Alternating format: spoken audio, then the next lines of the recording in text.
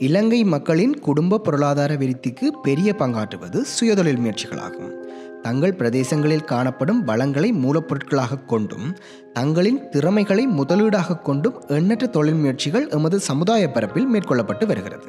இவை தனிநபர் வருமானத்திற்கு மாத்திரமன்றி நாட்டின் பொருளாதாரத்திலும் செல்வாக்கு செலுத்துகிறது. இப்படியாக சிறுவயது முதலே வறுமையின் பிடியில் சிக்கி குடும்ப வருமானத்திற்கு பங்களிக்கும் நோக்கத்துடன் சுயதொழில் ஒன்றை ஆரம்பித்த வேஜினி பல்வேறு பிரச்சனைகள் சவால்களுக்கு முகம் கொடுத்து இன்று வெற்றிகரமாக தனது தொழில் முயற்சியை நடாத்தி வருகிறார். எனது பெயர் வேஜினி தர்குருஸ். நான் நெடுங்கண்டல் அடம்பனில் தான் பிறந்து வளர்ந்தது. இடம்பெயர்ந்து நாங்கள் இந்தியாவுக்கு போனாங்க. அங்கே இருந்து 2003 வந்த இடத்துல எனக்கு 4 சின்ன பிள்ளைகளாக இருந்தபடினால வவுனியாவிலேயே அப்படியே நாங்கள் செட்டில் ஆகிட்டோம். அங்கே இருந்து திரும்பி 2017 தான் நாங்கள் இங்கே வந்தோம். இங்கே வந்த இடத்துல எனக்கு சூழ்நிலை என்னுடைய வருமானம் பத்தாமல் இருந்தபடியினால பிள்ளைகள் 4 பேரும் படித்து கொண்டு வந்தபடியினால அதை ஈடு கொடுக்க முடியாத கட்டத்துக்கு தான் நான் இங்கத்த சூழ்நிலையில் அரிசிமான்றது கொஞ்சம் கேள்வியாக இருந்தது. அப்போ வெள்ளாமை பெருசாக செய்ய இல்லை. அதனால் நான் அரிசிமா செய்து நான் பேக்கெட் பண்ணி ஊருக்குள்ளே தான் கொண்டு கொடுத்தேன். தம்பி தான் சைக்கிளில் கொண்டு கொடுத்துட்டு வர்றான். அப்புறம் அதை அப்படியே தொடர்ச்சியாக செய்யும் பொழுது எனக்கு அந்த பிள்ளைகளோட டியூஷன் காசு எனக்கு வரக்கூடிய மாதிரி இருந்தது. அதை நான் அப்படியே மெயின்டைன் பண்ணி செய்து கொண்டு இருந்தேன் 1 வருஷம். ஆரம்பத்தில் உலர் உணவுகளை உற்பத்தி செய்து அவற்றை விற்பனை செய்வதன் மூலம் சிறியளவு லாபத்துடன் தனது தொழிலை நடாத்தி வந்தார் வேஜினி. கொரோனா தாக்கத்தாலும் இலங்கை அரசியலில் ஏற்பட்ட குழப்பத்தால் எதிர்பாராமல் சந்தித்த பொருளாதார சரிவாலும் பாரிய அளவில் தனது தொழிலில் நஷ்டத்தை சந்தித்தார். கொரோனா சீசன் வந்த டைம், அதுக்கு முன்னே எனக்கு கொஞ்சம் வியாபாரம் போயிட்டு மிக்சர், பகோடா, கடலைப்பருப்பு பொரிச்சு போட்டேன். நான் பூந்தி லட்டு செய்ய வழி கேட்டேன். நான் அது எனக்கு கொஞ்சம் மன்னாருக்குள்ளே டவுனுக்குள்ளே கடைகளுக்கெல்லாம் போட்டேன். நான் அதை இங்கே இருந்து நான் அனுப்பி அங்கே இருந்து ஒரு ஆள் எடுத்து அதை செய்தவர். இந்த கொரோனா கடைகளெல்லாம் மூடினதோட எனக்கு அப்படியே தொழில் அடிபட்டு போயிட்டுது.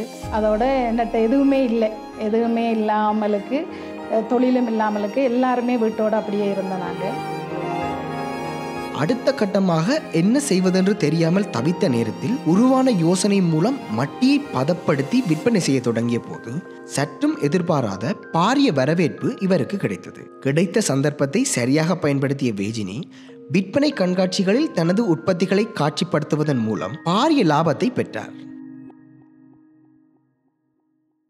இங்கே மட்டின்றது கொஞ்சம் ஃபேமஸான இடம். அது அந்த சீசனுக்கு கிடைக்கும்.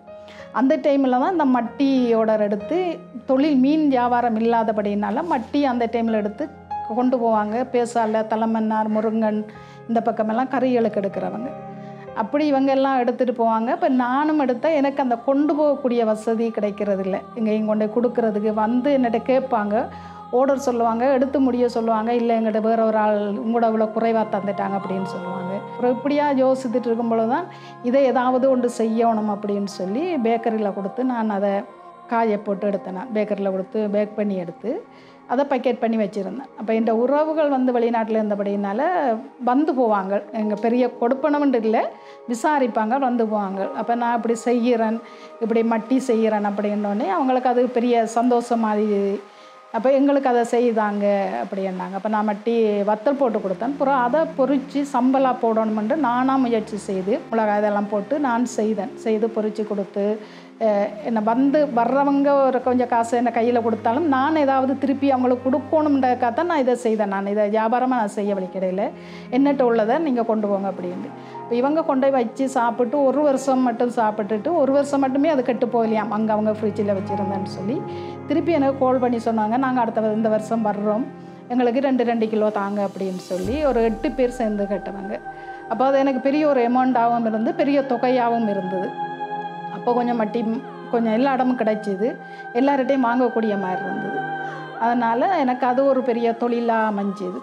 அப்போ அதை நான் தொடர்ச்சியாக செய்ய மட்டி வத்தலும் மட்டி சம்பலும் செய்தேன். நான் வேலைக்கு சென்று சம்பளத்தை பெறுவதன் மூலம் அவ்வளவு சீக்கிரமாக எமது பொருளாதார மட்டத்தை உயர்த்த முடியாது. எண்ணற்ற தொழில் வாய்ப்புகள் எம்மை சுற்றி காணப்படுகிறது. அவற்றை இனங்கண்டு சரியான முறையில் உற்பத்தி செய்து சந்தைப்படுத்துவதன் மூலம் எமது பொருளாதார பலத்தை மிக விரைவாக உயர்த்த முடியும். சிங்களாக்களுக்கு என்னுடைய மட்டி நிறைய பிடிச்சிருந்து. மற்றது வெளிநாட்டில் இருக்கிறவங்க உறவுகள் சொல்லி வெளியே இருந்து வர்றவங்க என்னட்ட மிளகாத்தூள் மிக்சர், மற்றது மட்டி சம்பல், அரிசிமா அதெல்லாம் அவங்க சொல்லுவாங்க. நாங்கள் வர்றோம், எங்களுக்கு இவ்வளோ தேவையாக இருக்குது, நீங்கள் செய்து வைங்க அப்படின்னு சொல்லுவாங்க. அது நான் ஆர்டருக்கு எடுத்து செய்து கொடுக்குறேன். சத்துமான்றது கொரோனா பிறகு தான் இது ஆரம்பமானது. அப்போ அது கொஞ்சம் எனக்கு செய்யக்கூடிய மாதிரி இருந்தது. அதனால் அதையும் சேர்த்து செய்து நான் ஒரு கடையை பிடிச்சி அடம்பன் ஃபார்மசியை பிடிச்சி ஃபார்மசியில் போட்டுட்ருக்குறேன். மாதம் 8 கிலோ 12 கிலோ 10 கிலோன்னு அந்த போகிறதுக்கு தக்கன மாதிரி மாதம் அங்கே போட்டிருக்கேன். மன்னார் உள்ளூர் உற்பத்தி கடை இருக்குது எங்கட அந்த தொழில் சார்ந்த கடை. அங்கேயும் மட்டி சம்பல் மன்னாருக்குள்ளே கொஞ்சம் சம்பல் போகும், அதுவும் போட்டுட்டு இருக்கிறேன்.